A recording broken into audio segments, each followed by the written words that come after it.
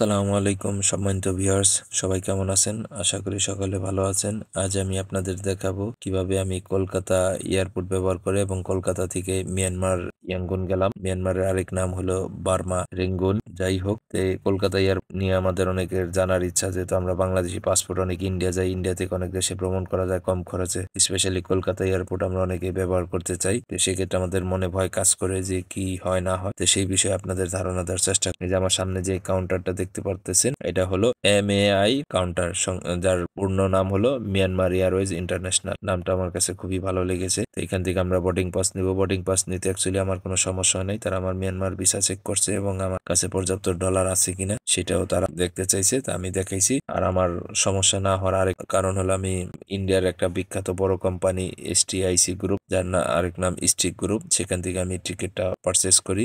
কলকাতা থেকে Myanmar গামী ticket. যাই হোক, তাদের অফিসিয়াল অফিসারদের অনেক ব্যবহার অনেক হেল্পফুল ছিল এবং তারা অত্যন্ত ভালো। আমিও আপনাদের রিকমেন্ড করব, আপনারা যারা ইন্ডিয়া থেকে অন্য কোনো দেশে ভ্রমণ করতে চান, স্পেশালি মিয়ানমার এয়ারওয়েজ বা শিলং এয়ারলাইন্স এবং আরো অনেক কিছু এয়ারলাইন্স তাদের সাথে সংযুক্ত আছে, আপনারা তাদের মাধ্যমে টিকিটটি পারচেস করতে পারেন এবং তারা খুবই হেল্পফুল। তারা বিভিন্ন ট্যুর প্যাকেজ সেল করে থাকে, আপনারা তাদের মাধ্যমে ট্যুর প্যাকেজও নিতে পারেন। এইটা হলো 12 নম্বর গেট। এই গেট দিয়েই মূলত আমরা ভিতরে প্রবেশ করব। শুরুতে ইমিগ্রেশনের কথা একটু বলে নেই। ভিউয়ার্স, ইমিগ্রেশনের কথা আর বলবো, অত্যন্ত সুন্দর ইমিগ্রেশন অভিজ্ঞতা ছিল আমার। আসলে আমি যে কাউন্টার ইমিগ্রেশন করেছি সেটা একটা ইন্ডিয়ান আদিবাসী ইমিগ্রেশন অফিসার ছিল, যে আমাকে কোনো প্রশ্নই করেনি যে আমি কোথায় যাব, কি কেন যাব বা কোনো ভিসা আছে কিনা। আসলে এটা আপনার ওই ইন্ডিয়া কোম্পানি থেকে টিকিট কেনারও আরেকটা কারণ হতে পারে। যাই হোক, আপনাদের পরামর্শ করব, ইন্ডিয়া থেকে আপনারা কোথাও ভ্রমণ করলে অবশ্যই টিকিটটি ইন্ডিয়ার কোনো ট্রাভেল এজেন্সি থেকে কেনার চেষ্টা করবেন। আর সেটা যদি বড় কোনো ট্রাভেল এজেন্সি হয় স্টিক গ্রুপের মতো, তাহলে তো কোনো কথাই নেই। তাহলে চলুন এবার বিমানের ভিতরে আস্তে আস্তে প্রবেশ করা যাক। আসলে এই বিমানে তেমন কোনো যাত্রী ছিল না, আনুমানিক হয়তোবা 40 জন, 30 থেকে 40 জন যাত্রী হবে। রাজনৈতিক অস্থিরতা আপনারা জানেন, এই কারণে হয়তোবা অনেক লোক কম ভ্রমণ করে মিয়ানমারে।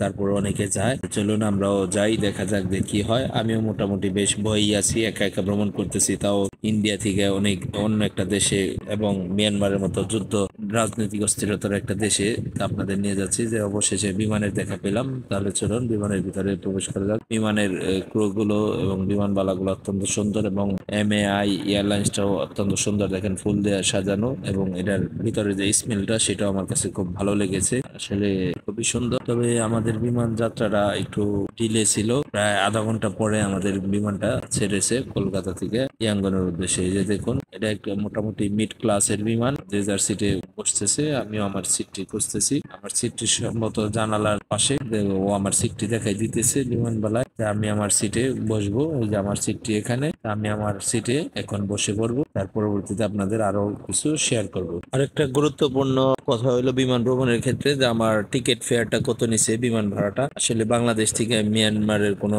ডিরেক্ট ফ্লাইট নেই, হয়তোবা আপনার কুয়ালালামপুর বা ব্যাংকক ট্রানজিট হয়, সেটার টিকিট অত্যন্ত ব্যয়বহুল এবং অনেক দাম, যার জন্য আমি এই অপশনটা বেছে নিছি।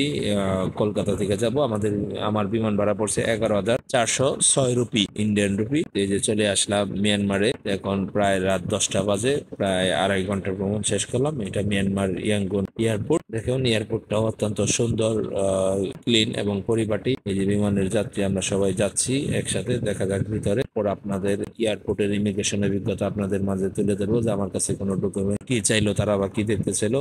এই যে এটা একটা বোর্ডিং গেট, 9 নম্বর বোর্ডিং গেট। তাহলে চলুন আস্তে আস্তে ভিতরে যাওয়া যাক। ভিতরে যাওয়ার পর ইমিগ্রেশন অভিজ্ঞতা শেয়ার করবো আপনাদের মাঝে। এটা এয়ারপোর্টের বাহিরের দৃশ্য।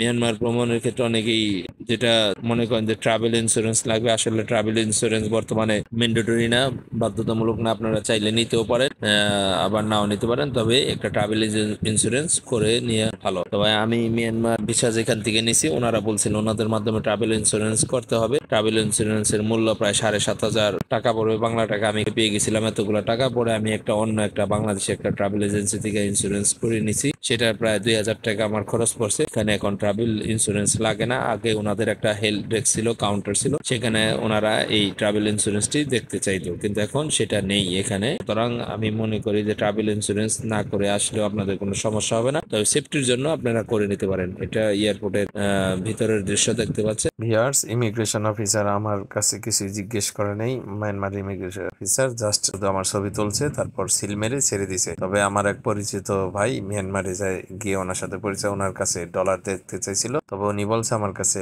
$1ও নেই। পরে উনি ওনার দুটি ডুয়েল কারেন্সি কার্ড ছিল, সেগুলো দেখাইছে। তারপর ইমিগ্রেশন অফিসার ওনাকেও সিল মেরে ছেড়ে দিছে। তবে আপনাদের কাছে অনুরোধ, আপনারা যারা মিয়ানমার ভ্রমণ করবেন সর্বনিম্ন $350 আপনারা সাথে রাখার চেষ্টা করবেন, ক্যাশ ডলার। এটা এয়ারপোর্টের বাহিরের দেশ।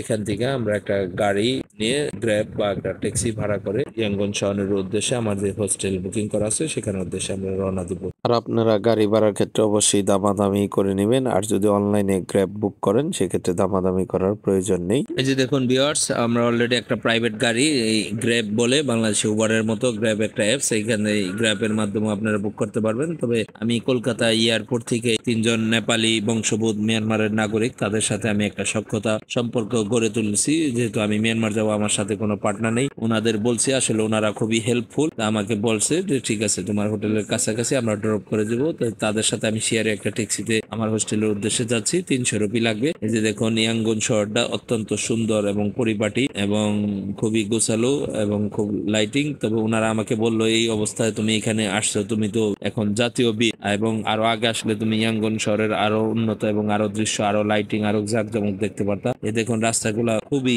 পরিষ্কার এবং অনেক চওড়া প্রশস্ত রাস্তা, ডিসিপ্লিন। তবে আমাদের মতো তাদের ড্রাইভিং না, তাদের ড্রাইভিংটা ওই বাম দিকে স্টিয়ারিং, তাদের রুট হলো ডান দিকে, আমাদেরটা যেমন বাম দিকে তাদেরটা ডান দিকে। তবে খুবই তাদের ডিসিপ্লিন। এই যে দেখুন ইয়াঙ্গন শহরের রাস্তা, আমরা আস্তে আস্তে সামনের দিকে ইয়াঙ্গন শহরে যাচ্ছি। আসলে নেপালি লোকগুলা অনেক হেল্পফুল। এর আগে আমি কাঠমান্ডু গিয়েছিলাম একা, তখন আমাকে এক নেপালি লোক আমাকে প্রচুর হেল্প করছে এবং আমার হোটেলে পৌঁছে দিছে। এই যে দেখুন, আপনারা দেখতে থাকুন ইয়াঙ্গন শহর। আসলে আমি এমন এক সময় মিয়ানমারে আসছি, রাজনৈতিক অস্থিরতা এবং এটা একটা ওয়াটার ফেস্টিভ্যাল উৎসব চলতেছে তাদের, যাকে তাকে তারা রাস্তাঘাটে দেখে, তারা তাদের পানিতে ভিজিয়ে দেয়। এটা হলো তাদের একটা উৎসব। এই যে দেখেন একটা গোলচক্কর, খুবই সুন্দর লাইটিং, অনেক পাগোডা আছে। ওই যে দূরে দেখতে পাচ্ছেন একটা পাগোডা, এটা সম্ভবত সাউদি পাগোডা বলে। খুবই লাইটিং খুবই সুন্দর এবং পার্ক আছে এখানে। এবং ইয়াঙ্গন শহরটা দেখতেছি, আমারও খুব ভালো লাগতেছে, তাই আপনাদের মাঝেও দেখাচ্ছি। আসলে আমি ওরকম ভালো ভিডিও এডিটিং বা ভালো বড় মাপের ইউটিউবার না, তারপরও আপনাদের খুঁটিনাটি তথ্য দেওয়ার চেষ্টা করতেছি।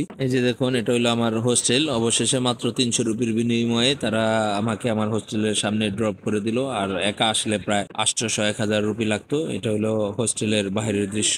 এমন এক সময় বিমান ল্যান্ড করছে, সেখানে কোনো মানি চেঞ্জের অপশন ছিল না এবং আমি নতুন মানুষ। আসলে এই নেপালি ভাইদের পেয়ে আমার অনেক হেল্প হয়েছে, তাহলে আমার আসতে খুব কষ্ট হয়ে যেত। আমার কাছে যেহেতু মিয়ানমার কারেন্সি ছিল না আর ডলারও খুচরা ছিল না। যে এই হোস্টেলের দৃশ্য দেখতে পাচ্ছেন, এই হোস্টেলের ভিতরের দৃশ্য আপনাদের পরবর্তীতে ভিডিওতে দেখাবো ইনশাল্লাহ।